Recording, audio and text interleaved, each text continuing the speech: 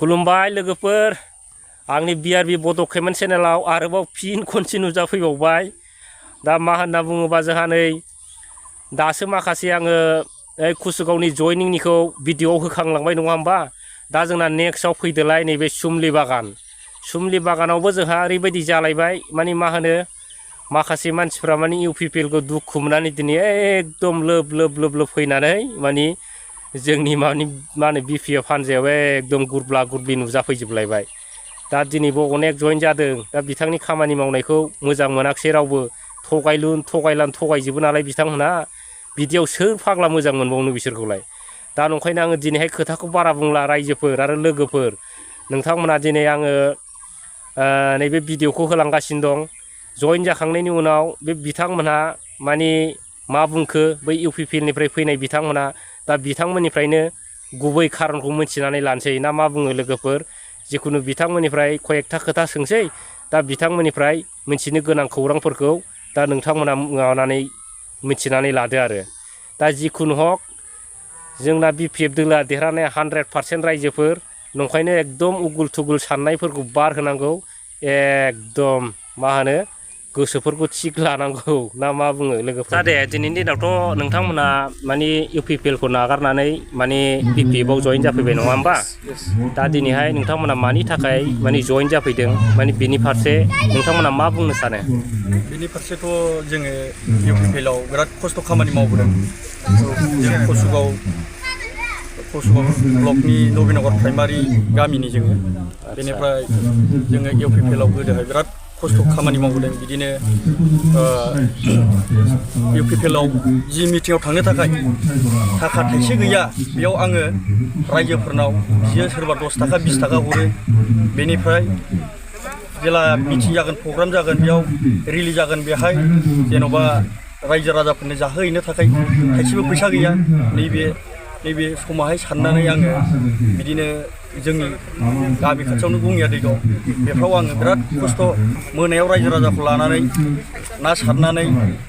आङो रिलि खालामनाय समाव लांनानै रामपुराव जाहोहैदों ओमफ्राय बिदिनो सोरजोंबा मोजां गाज्रि होनजादों ओमफ्राय आंखौहाय एसेबो नायनो थाखाय जेन'बा आंनि ग्रुपनि आंनि लोगोफोरखौ एसेबो मदद होयैखाय खस्थ'नि समाव ओंखायनो जोङो UPPL सरकारखौ मोजां मोनाखै बेनिखायनो जोङो BPF हान्जाखौ मोजां मोननानै जों BPF हान्जायाव जगदान जाफैदों आरोखि आच्छा बिदिबा UPPLनि दैदेनगिरियानो हक जिखुनु माने UPPL पार्टिनि मानसिफ्रानो बुङो माने बिराद डेभेलप जाबाय होननानै आरो BTRआव दा बिनि फारसे नोंथांमोना मा बुङो गैया आंथ' नुवाखै जोंथ' नुवाखै जेन'बा बुंदो सिगाङाव दं बेनो दंखायो दाबो बेनो दं जेबो नुवाखै जेबो नुवाखै हाग्रामा सारा बानायदों सिगाङाव बिसोरो गोदै खोथा बुंबोदों जेन'बा सेंग्रा फरायसा इउथफोरनो जेन'बा साख्रि बाख्रि होगोन बिदिनो खामानि होगोन जेन'बा हाग्रायाव बनलाय फाननानै जाग्राफोरखौहाय बनलाय फाननानै जानांनाय नंला हाजिरा मुजिरा मावना जाग्राफोरखौ हाजिरा मुजिरा मावनानै जानांला बिदिनो बिसोर बिदि खोथा बुंबाय दिनै जोङो न'आव अर जरायनो थाखाय जों बन गंसे लायनानै जनफैनो हाला बिसिनि माबायाव बिदिनो गोदै लेक्सार होदोंमोन ओमफ्राय लामा दोंसे जोंनिजों थिग गैया दासिमबो जोंनि खाथियावनो गङिया दै दं बेयाव दासिमबो दालां मोजां जायाखै जेबो खामानि मावाखै बिसोर नामावल' ओरैनो परिबर्तन होननानै बिसोर बुंदों नाथाय रायजोखौ सोलायहोदों परिबर्तन होननानै जोङो सानदोंमोन मोजां खामानि मावगोन बिदिनो गोदै बिसोर लेक्सार होदोंमोन बिदिनो मोजां खामानि मावगोन सानदोंमोन जोङो ओंखायनो जों नांथाबनानै थादोंमोन बिसोरजों नाथाय बिसोरो दिनै परिबर्तननि नामाव गलामखौ उल्था गलामावसो दोनहरनाय परिबर्तनखौ लानानै फैदों बिसोरो बेनिखायनो जोङो बे सरकारखौ मोजां मोनाखै मालाबाबो आरो बे सरकारा मोजां खामानि मावगोनखौ जों नुहुरा बिदिबा जेबो मावनो हायाखै आरोना जेबो मावनो हायाखै आच्छा बिदिबा दिनै जोंनि समग्र माने बर' रायजोफ्रा बुंगासिनो दङ माने UPPL माने BJP सरकारा माने जोंनि बर' जाथिनि थाखाय डेन्जार आरो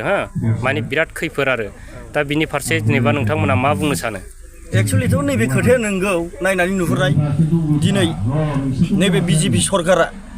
जुदि जोंनि BTCआव हाबोब्ला जोंनि बर' हारिया सेस जोब आरोखि बेयाव मोनसेबो खामानि दामानि मोननाय नङा जोङो हारसाफोरनि जेन'बा गुबुन माबाफोरनि आथिं सिङाव जोङो गादबनानै थानांगोन ओंखायनो जों मोजां मोनासै आरोखि माबा इउपिपिएल हान्जाखौ बिदिबा- जों मोजां मोननानै बिपिएफआव फैबाय जों आदसा बिदिबा नोंथांमोना दिनैनि दिनाव माने बिपिएफखौ माने देरहानायनि फुरा माने खामानि मावगोन ना 100 आदसा सिगाङावबो देरखादोंमोन 100 देरहाखागोन जों मिस आन्डारस्टेन्डिंआव जों गोरोन्थि जाफ्लांबाय आदसा 100 बे देरहागोना रोखा जों बेखौ नायनानै साननानै नुखानाय देरहागोन 100 आरो बिदिबा माबाफोर बुंबावनांगौ दं नामा नोंथांमोना दा बुंनांगौआथ' जेबो गैथ'ला आदसा बेनो देरहाखागोन जोंहा आदसा 100% काम्पासारानो आदसा विकास दैमारी सुंदन मुसाहारी कमले मुसाहारी जारौ मुसाहारी सोमला नार्जारी राथेन ब्रह्म दन्दा नार्जारी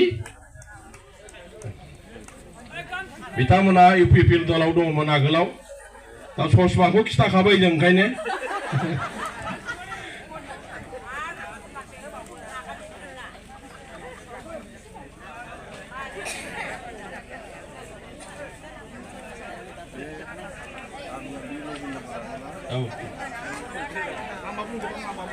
नामखौ खिथाजोबखांखाबाय माबा 14 जन आरो सोरबा दंबावोबा फैबाय था लाब गैला बे ससमा रायजोआव थानानै मोगथां रायजोआव फैजोबदो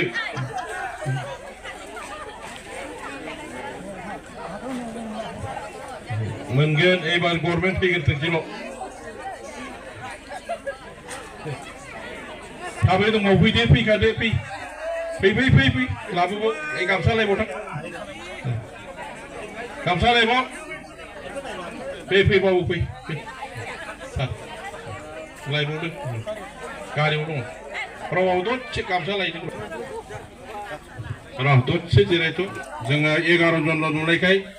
11 जन 14 जन रायजो राजाफ्रा मोजाङै जाहाथे जों खस्थ' भुगिबाय बे खस्थ'निफ्राय बारग'नो थाखाय मा मावनांगौ सरकारखौ सोलायनांगौ सरकारखौ सोलायाव बयबो हेफाजाब होफैयो बेखौ सिन्था खालामलायनानै खामानिखौ मावदो फैदो दाना साब्रै नारद बसुमतारी पुरन्जय बसुमतारी जिद' बसुमतारी 16 थारमाने 16